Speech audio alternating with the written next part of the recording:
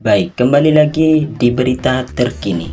Putusan MK soal pelanggaran etik Anwar Usman DKK dibacakan hari ini.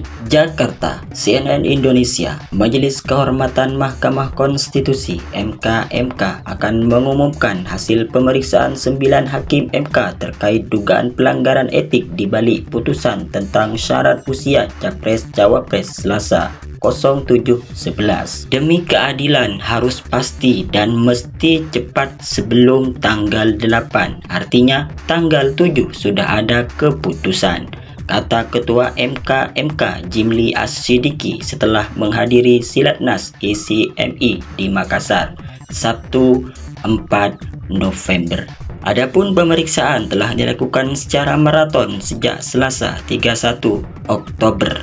Hari itu, MK telah menggelar sidang Ketua MK Anwar Usman, Hakim Arif Hidayat dan Hakim Eni Nurbaningsih. Kemudian pada Rabu 1 November, MK menyidang 3 Hakim Konstitusi Saldi Isra, Manahan MP Sitompul dan Suhartoyo. Pada Kamis 2 November, MK telah memeriksa Hakim Konstitusi Wahiduddin Adams, Daniel Yasmik, dan Guntur Hamzah. Selanjutnya, Jumat 03 November, MK kembali memeriksa Anwar Usman. Anwar menjadi satu-satunya hakim konstitusi yang diperiksa 2 kali dalam sidang dugaan pelanggaran kode etik hakim konstitusi dalam proses ini. Jimli menyebut Anwar diperiksa 2 kali karena paling banyak dilaporkan.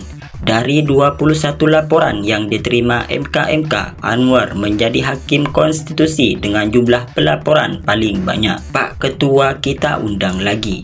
Kan dia yang pertama dan yang terakhir, karena kan paling banyak Pak Ketua. Jadi enggak cukup hanya 1 kali, kata Jimli di gedung MK Jakarta Kamis 2 November. Jadi kita harus beri dia kesempatan untuk klarifikasi karena rata-rata laporan itu ekstrim semua, sambungnya. Dari pengakuan beberapa hakim konstitusi dan Jimli, pemeriksaan itu lebih banyak membahas terkait proses rapat permusyawaratan hakim RPH, salah satunya terkait alasan Anwar Usman absen RPH di 3 perkara. Jimli menyebut ada 2 alasan berbeda terkait alasan Usman tidak hadir. Pertama, alasan menghindari konflik kepentingan. Kedua, karena alasan sakit. Dia pun menduga salah satu alasannya bohong. Tadi ada yang baru soal kebohongan. Inilah yang baru. Kebohongan itu maksudnya. Itu alasan hadir dan tidak hadir di sidang, kata Jimli di gedung MK Jakarta Rabu 1 November. Kan waktu itu alasannya kenapa tidak hadir ada 2 versi.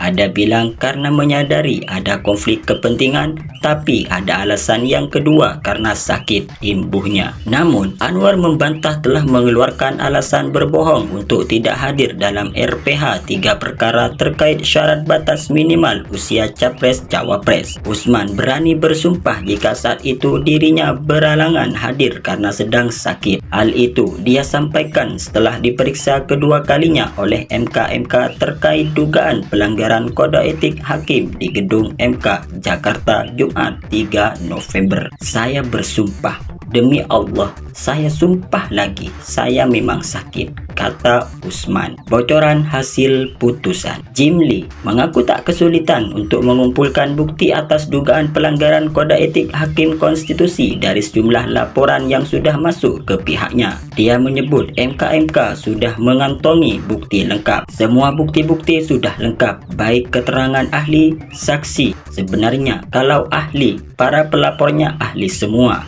Ya kan, lagi pula ini kasus tidak sulit membuktikannya, kata Jimli di gedung MK Jakarta Jumat 3 November. Jimli menyebut hakim yang paling bermasalah secara etik di balik putusan syarat batas usia minimal Capres-Cawapres adalah hakim yang paling banyak dilaporkan. Yang paling banyak masalah itu yang paling banyak dilaporkan, kata Jimli di gedung MK Jakarta Pusat Jumat 3 November. Dari 21 laporan dugaan pelanggaran etik hakim yang masuk ke MK, Ketua MK Anwar Usman menjadi pihak terlapor paling banyak, yakni 15 laporan. Terbanyak selanjutnya, Hakim Manahan MP Sitompul dan Guntur Hamzah masing-masing sebanyak 5 laporan. Kemudian Saldi Isra dan Arif Hidayat masing-masing 4 laporan. Eni Nurbaningsih dan Daniel Yasmik Fok masing-masing 3 laporan. Sementara Suhartoyo dan Wahiduddin Adams masing-masing hanya 1